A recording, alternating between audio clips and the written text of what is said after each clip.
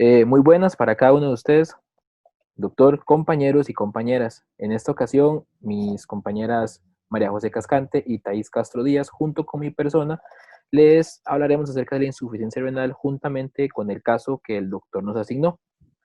Paulativamente también les hablaremos de los principios y el comportamiento farmacocinético y farmacodinámico juntamente con las alteraciones fisiológicas que poseen esta población especial. Antes de entrar de lleno al trabajo como tal, perdón, tenemos que tener en cuenta y comprender el término de insuficiencia renal. Según la Asociación Americana de Nefrología, define a la insuficiencia renal como este daño, descenso y alteración de la función renal. La insuficiencia renal se divide en dos grandes grupos. Tenemos la insuficiencia renal aguda por una parte y la insuficiencia renal crónica por otra parte, anteriormente llamada de esta manera, que actualmente se conoce como enfermedad renal crónica.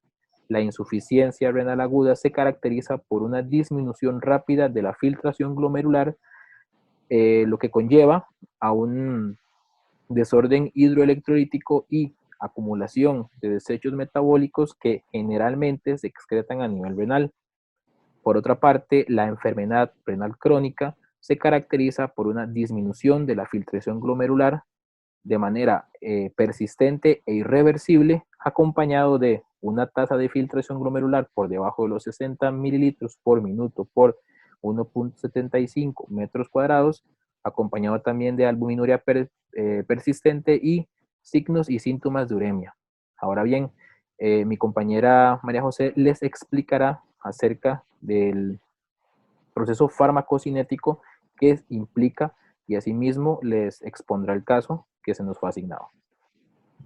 Ok, bueno, para seguir con la línea que venía hablando mi compañero, voy a hablarles meramente de lo que es la absorción y la biodisponibilidad. Básicamente, la biodisponibilidad absoluta se dice que es la fracción de fármaco que alcanza la circulación sistémica después de la administración. Y esto se va a pensar más primordialmente cuando se administra un fármaco vía oral, que según el artículo que fue publicado en el 2018 de Principios Fundamentales de la Farmacocinética Clínica en Insuficiencia Renal, de Tom y Henry y colaboradores, depende de la extensión del tracto gastrointestinal, del sitio de absorción, del pH gástrico, que en este tipo de pacientes se dice que se encuentra sumamente ácido por debajo de 3,2 y la eliminación hepática de primer paso. Ok, hay varios procesos que están involucrados en la absorción del fármaco que se pueden ver afectados por el riñón, pero esto va a depender del medicamento que se dé. Entonces, si nos vamos a la parte superior de la infografía, donde podemos visualizar el gráfico, acá tenemos un gráfico que representa cómo sería la absorción de un paciente que tiene insuficiencia renal y tiene un vaciamiento gástrico acelerado y se le suministra un fármaco que es pH ácido dependiente y se tiene que absorber en duodeno. Entonces, ¿qué es lo que va a pasar en este caso? Pues bueno, el fármaco X, que es pH ácido dependiente, va a alcanzar una alta concentración en pacientes con insuficiencia renal. ¿Por qué? Porque anteriormente dije que el pH gástrico de ese tipo de pacientes siempre está por debajo de 3 o por debajo de 2. Por lo tanto, este va a ocasionar que se active una mayor cantidad de fármaco. Ok, por otro lado, este paciente posee un vaciamiento gástrico acelerado, lo cual conlleva a que el fármaco no se encuentre en contacto mucho tiempo con la pared estomacal. Entonces, esto provoca que el fármaco pase directamente al duodeno y se pueda absorber elevadamente. Ok, después de haberles explicado estos conceptos, ahora mi compañera Thais les va a explicar un poquito lo que es la distribución y el metabolismo en este tipo de pacientes. Ok, siguiendo con los pasos, entonces tenemos que el volumen de distribución va a ser el parámetro que va a relacionar la concentración del fármaco en plasma y la cantidad total del fármaco en el cuerpo.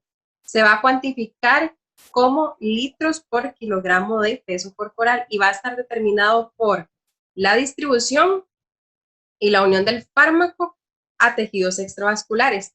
También se habla que el volumen de distribución no solamente va a ser dependiente de la masa corporal, sino también va a depender de la composición corporal del agua y del tejido adiposo.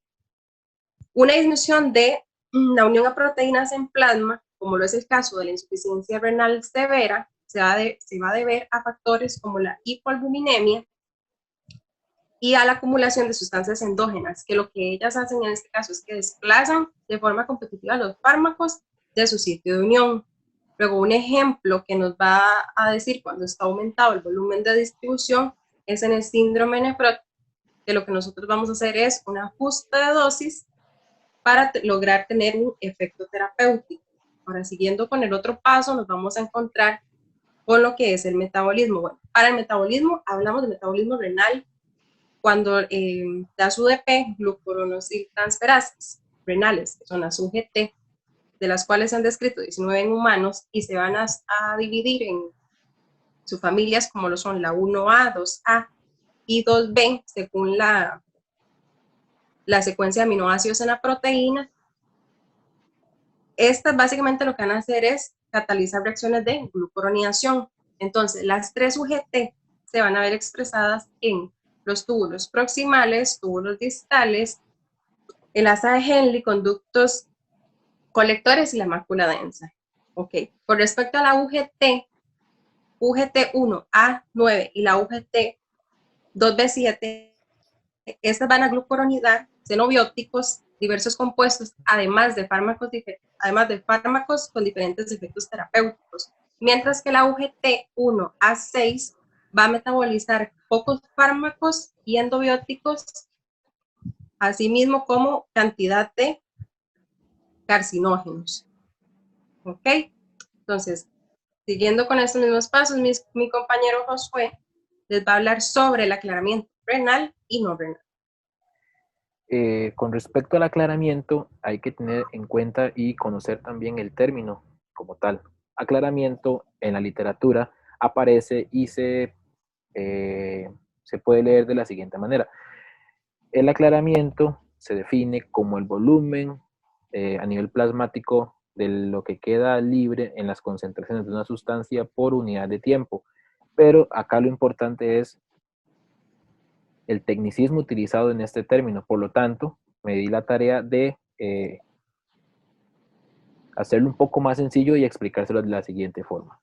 Básicamente el aclaramiento se define y va a ser la cantidad de la dosis como tal, que va a estar en concentraciones plasmáticas de las cuales se ocupan llegar a una concentración específica, de la cual a partir de acá va a tener su objetivo en el sitio de acción en donde va a actuar. Ahora bien, el aclaramiento lo podemos dividir en aclaramiento renal y aclaramiento no renal. El aclaramiento renal, básicamente, la forma tradicional de medir esta situación va a ser la determinación en la tasa de excreción del fármaco en orina juntamente con la concentración plasmática del fármaco al mismo tiempo. Por lo tanto, esto, lo que es el aclaramiento renal, se da mediante 3 procesos. El primero, por filtración glomerular. El segundo, por una absorción activa a nivel del túbulo proximal. Y por último, por una reabsorción pasiva sobre el túbulo renal como tal y propiamente dicho. Ahora bien, el aclaramiento renal, existen varios mecanismos e hipótesis que hablan acerca del aclaramiento no renal. El que hace mayor énfasis a este concepto es básicamente la inhibición de enzimas y transportadores de las toxinas urémicas circundantes, las cuales pueden ser revertidas mediante el uso de una hemodiálisis. Seguidamente, mi compañera María José explicará el siguiente paso a seguir. Ok, para seguir la misma línea que traía mi compañero José, les voy a explicar lo que sería la eliminación. Básicamente, a nivel de la eliminación, es muy importante decirles que existen transportadores renales que van a desempeñar un papel fundamental en la eliminación de fármacos terapéuticos y sus respectivos metabolitos activos. Ok, básicamente se ha establecido que estos transportadores se van a encontrar en el lado vasolateral y apical de lo que es el epitelio tubular proximal. Ok, existen dos tipos de superfamilias de transportadores. Vamos a encontrar la primera familia, que van a ser las que pertenecen al cassette de unión a ATP, que se les denomina ABC, y a los que son solutoportadores, que se les va a denominar SLC. Entonces, básicamente, ¿cuál es la función de los transportadores? Pues bien, tienen funciones tanto secretoras como reabsorbentes para eliminar o reabsorber fármacos y sustancias endógenas. Asimismo, además de los transportadores renales, también vamos a encontrar enzimas. A nivel renal, las principales enzimas que vamos a encontrar van a ser los citocromos P450 renales, que a partir de pruebas de inmunoreactividad se han logrado expresar proteínas y también se han obtenido datos de actividad enzimática, lo cual evidencia que a nivel renal existe un citocromo P que se denomina de 3 a 5, que es por lo general, el que tiene la mayor importancia a nivel farmacológica en cuanto a niveles de aclaramiento y eliminación. También va a existir otro tipo de citocromo, que es el citocromo P, 3 a 4, que va a tener la misma función que el anterior, sin embargo, su relevancia es menor. Ok, básicamente, ¿por qué es que el citocromo P3 a 5 es tan importante? Pues bueno, aparte de que participa en el aclaramiento y en la eliminación, también tiene la capacidad de metabolizar numerosos fármacos. Ok, entonces, ¿cuál es la finalidad de que yo a ustedes les hable sobre los transportadores y sobre las enzimas? Pues bueno, dependiendo de la etiología de la enfermedad renal, así van a estar afectadas, tanto las enzimas como los transportadores en los procesos de aclaramiento y eliminación. Por ejemplo, si el paciente tuviese una glomerulopatía, entonces el proceso que estaría afectado sería la reabsorción glomerular.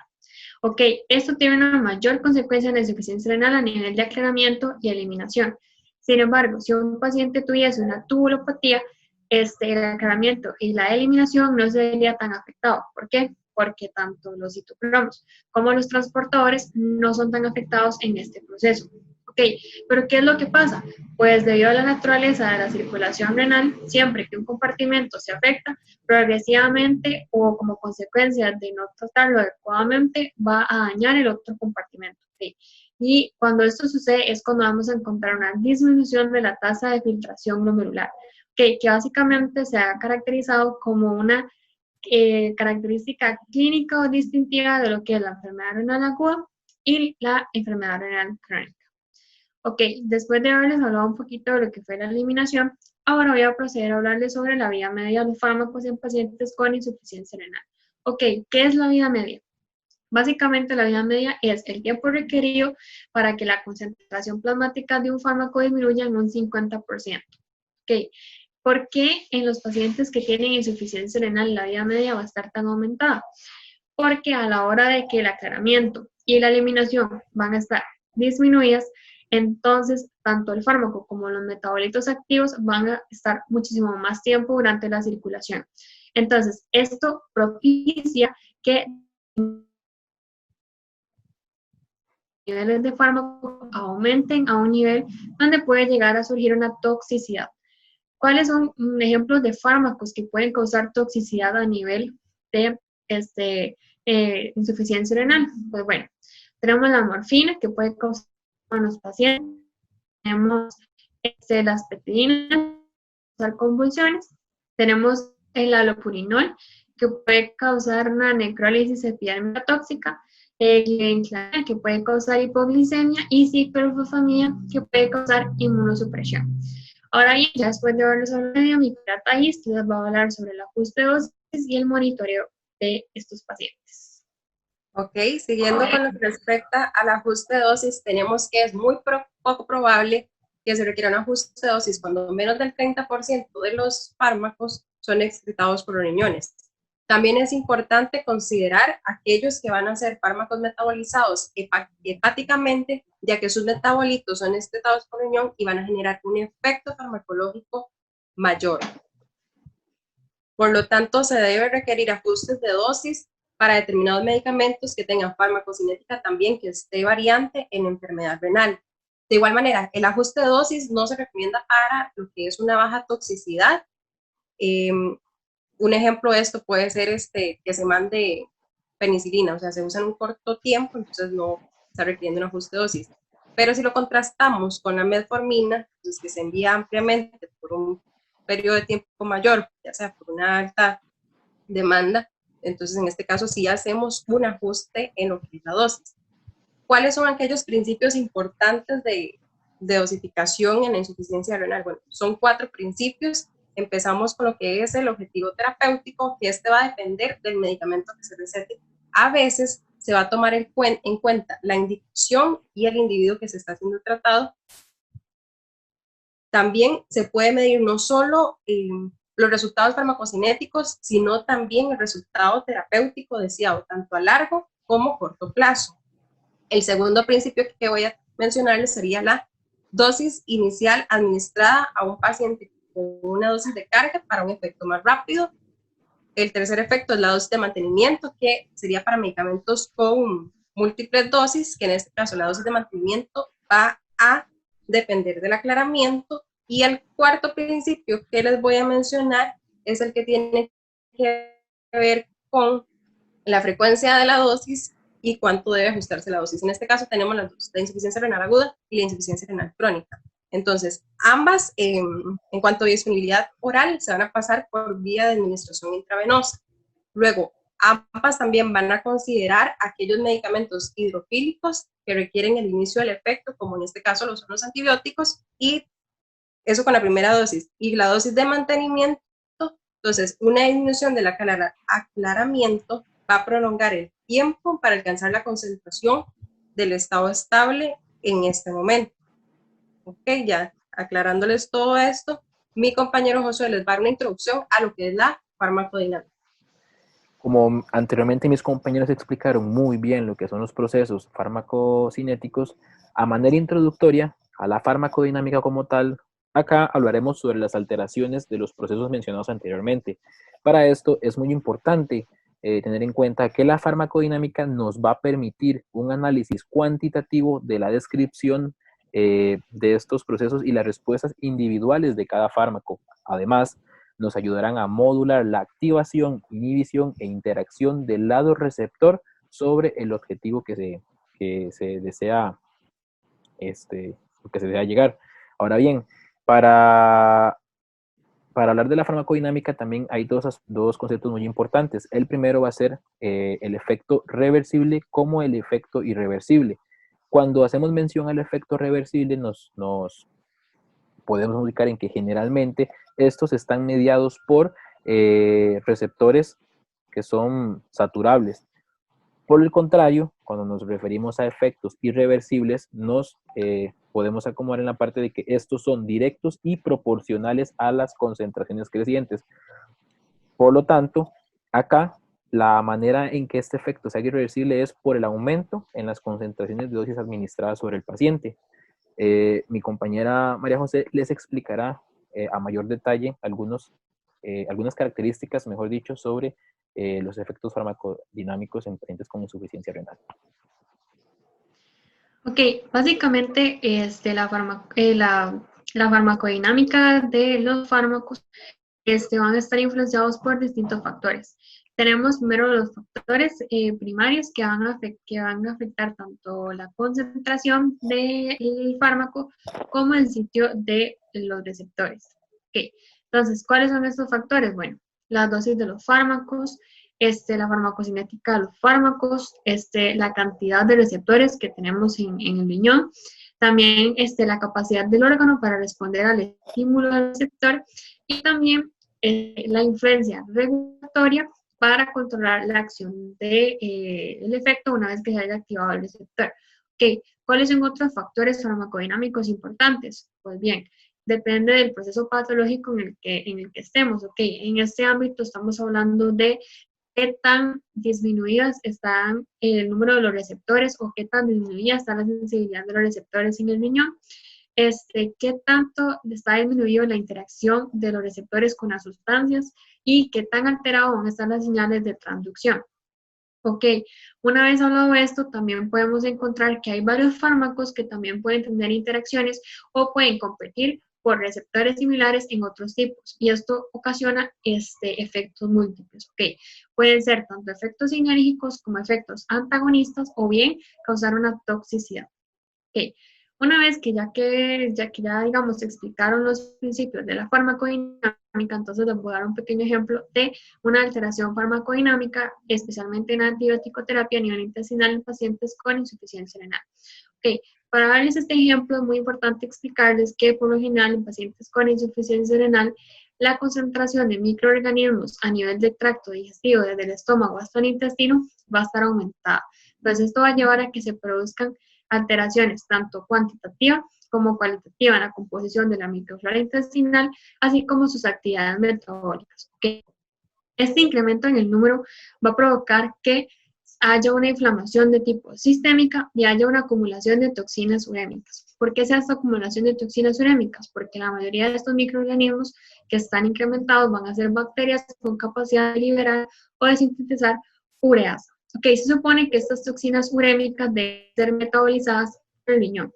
Sin embargo, como el paciente tiene insuficiencia renal, entonces esto no va a ser posible o se va a hacer de forma más lenta. Ok, entonces, ya poniéndolos en contexto, ¿qué pasaría si nosotros le brindamos un antibiótico al paciente y sea una dosis inicial alta, que no sea una dosis bien, que va a ser claramente debido a la inflamación y a la acumulación de estas toxinas, entonces el pH en el intestino, si se le absorbiera allí, va a estar modificado, entonces la absorción no va a ser completa. Luego, lo poco que llega de antibiótico al intestino va a provocar que la microflora también se altere, porque eso es un efecto adverso que se conoce muy bien de los antibióticos. ¿Okay? ¿Y esto qué va a pasar? Que va a incrementar todavía más la inflamación, va a incrementar todavía más la acumulación de toxinas urémicas y el antibiótico para eliminarse también tiene que llegar al riñón. Entonces, no se elimina ni el antibiótico, se elimina ni las toxinas urémicas, entonces el paciente lo que genera es un estado tóxico, como le he mencionado anteriormente, debido a la dosis inadecuada, y básicamente de ahí el paciente genera lastimosamente un deterioro de su condición. Okay, y a continuación mi compañera Thais va a seguir con otro ejemplo de farmacodinámica. Ok, siguiendo con lo que es la farmacodinámica del dolor en pacientes con insuficiencia renal, tenemos que las recomendaciones para la elección de un analgésico se van a basar en la intensidad de dolor, la posibilidad de poder ajustar o no la dosis, la tolerancia renal al fármaco. Entonces, la terapia analgésica se sabe que es una prescripción habitual en los pacientes con insuficiencia renal crónica. En pacientes que tengan una depuración de 80 y 50 mililitros por minuto, no necesitan ajustar la dosis, sino lo que se va a esperar es la tolerancia renal y la intensidad para determinar la elección del fármaco. Luego, la escalera analgésica de la OMS es una herramienta terapéutica para promover el alivio efectivo del dolor. Sin embargo, se empezó a utilizar en pacientes con insuficiencia renal para ver cómo se comportaba y tuvo una efectividad del 90%. Entonces, aquellos fármacos que se pueden administrar en pacientes con insuficiencia renal que no van a requerir de un ajuste de dosis, se puede mencionar al paracetamol o al fentanilo. Aquellos fármacos igual administrados en pacientes con insuficiencia renal que requieran de un ajuste de dosis con un monitoreo, se puede mencionar al tramadol, y aquellos que del todo no deben ser utilizados por el riesgo de efectos adversos que puedan tener, se menciona a los antiinflamatorios no esteroideos, los AINES. Luego, siguiendo con lo último de el dolor, se mencionan adyuvantes, como en este caso lo es la venlafaxina, que no va a requerir un ajuste de dosis con una tasa de filtrado glomerular mayor a 30 mililitros por minuto. Cuando es menor de 30, se sugiere que se haga el ajuste de dosis, pero con una reducción del 50% de esta dosis. Luego de esto, tenemos que está contraindicado con filtrado glomerular una cantidad menor de 30 mililitros por minuto, y la amitriptilina no se recomienda de primera elección en este grupo de pacientes y su uso debe ser evitado. Entonces, con esto concluyo todo lo que es la parte del dolor y les doy las gracias a todos por estar acá presentes en el video de nosotros. Esto es lo que presentamos y esperamos que la información brindada sea de gran aporte para ustedes. Muchas gracias por la atención de cada uno de ustedes y esperamos que este video sea de gran provecho para para su conocimiento y también para aportar al curso. Muchas gracias por su atención. Esperamos que toda la información que les brindamos sea apta para su conocimiento.